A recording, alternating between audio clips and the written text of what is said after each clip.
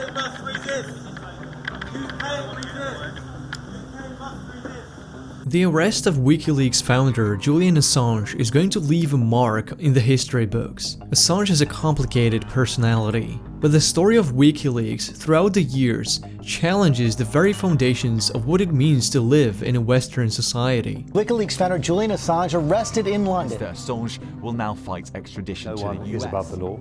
Julian Assange is no Julian hero. Assange's long standoff with relate to computer hacking. Assange could soon be extradited to the United States. On April 11th, Assange was arrested by London Metropolitan Police, but not for anything related to WikiLeaks. He was charged and found guilty of failing to surrender to the court after he lost an appeal against extradition to Sweden for 2 separate sexual assault cases from 2010.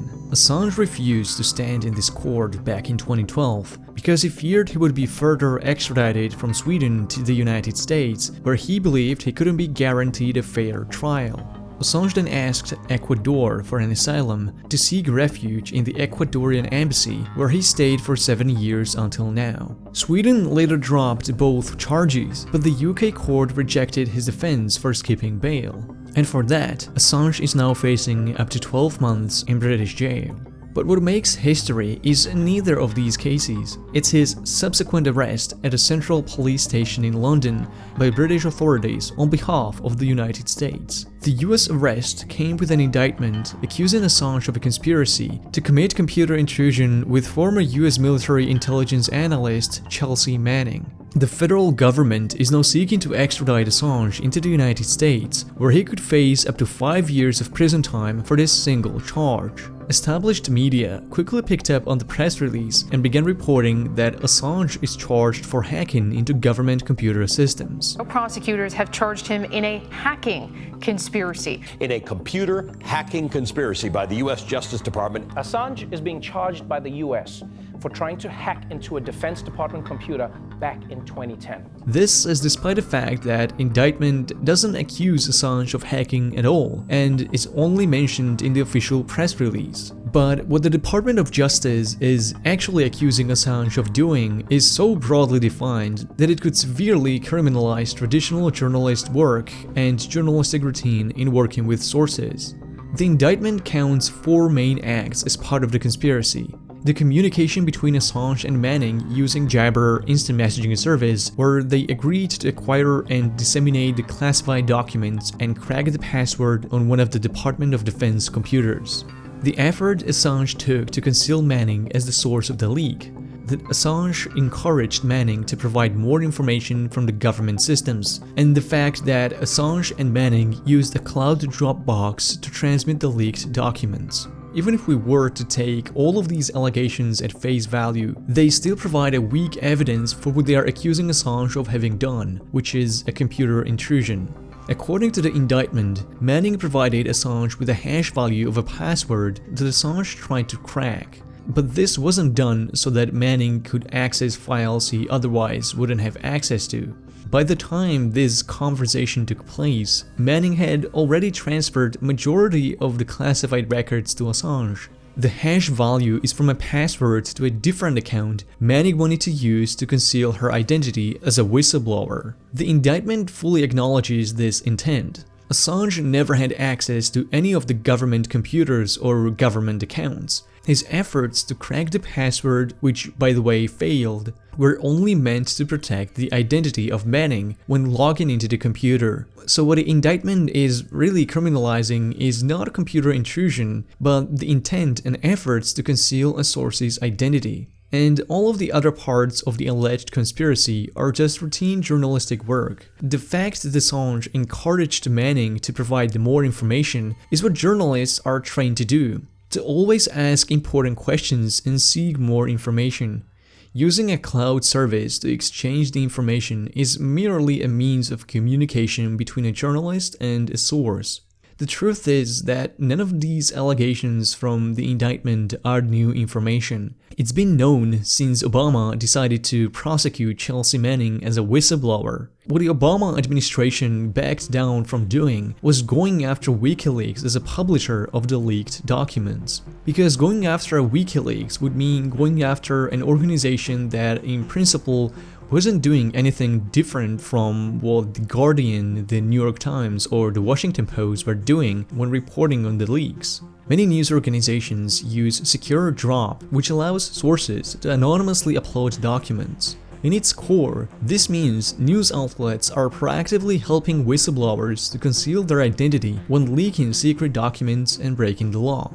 What Manning did was illegal, and going after her as a source only allowed Trump administration to build upon the precedent set by Obama. If leaking secret government information is illegal, then anyone publishing that information can be held accountable as an accomplice. But what if that information discloses wrongdoing and potential war crimes committed by the government? What if sometimes it is necessary to break the law to uphold the Constitution? We're a country that was born from an act of treason against a government that had run out of control. But we should always make a distinction that right and wrong is a very different standard than legal and illegal. Are you saying what you did was right? I think, yeah. Or legal, or both? I would not have done it if I didn't believe it was right. But you would acknowledge it was illegal. It's pretty sketchy there. But look, every act of progression in our nation's history has involved tension with law. And that's because the laws were wrong. In the eyes of some federal prosecutors and even some TV news organizations, WikiLeaks is not viewed as a journalistic organization. CIA classifies WikiLeaks as a non-state, hostile intelligence service that threatens US national security. Mainstream television is doing a major lip service to the government by trying to push this narrative that what Assange did was akin to home invasion or violating property rights. So people that are upset about this arrest are saying this is an attack on journalism, a dark day on journalism. If that is true, then you could never arrest anybody hacking into your computer or maybe even breaking into your apartment. Let's say my assistant goes into my computer and takes all of my emails, right? It doesn't matter if there's good stuff in there or bad stuff. She is stealing my property. Let's say if she ships that over to the Washington Post and they have a story about me running this amazing drug ring out of my office. Not true. But the point is, she has broken the law. Now, if you want to commit journalism and there's a risk of breaking the law, then fine, you got to pay the price. But if somebody is taking something that belongs to you, in this case, that's what the charge is breaking into a State Department computer and stealing. If somebody comes in and is taking my emails, that is theft. Can you call theft journalism? I don't think you can. There is no reporting in theft. If somebody catches you doing a crime, they have a moral and legal duty to report it, even if it means violating some other law to provide evidence for the police. But Assange was never even in this position. It was Private Manning as an intelligence analyst working for the government. But these TV hosts are still trying to make it seem like this is not about publishing but hacking. They are completely ignoring the intent of Assange to not conspire in a computer intrusion, but to conceal his source's identity, which, as a journalist, has an ethical obligation to do. The indictment isn't dangerous because it's persecuting computer hacking.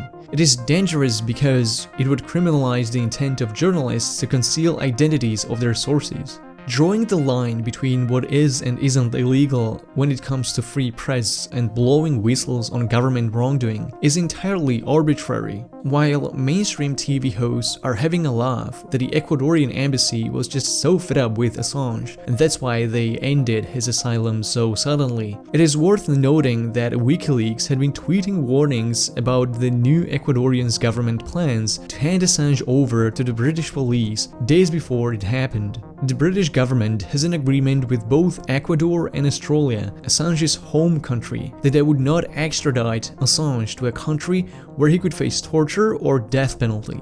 This doesn't mean Assange will never answer a United States court. It might take years for it to happen. It serves as a reflection on the fact that while there is a manhunt on people like Manning, Assange, and Snowden, nobody from the government was ever prosecuted for the wrongdoing and crimes exposed in the leaks. It might give you a hint on who really is and isn't above the law.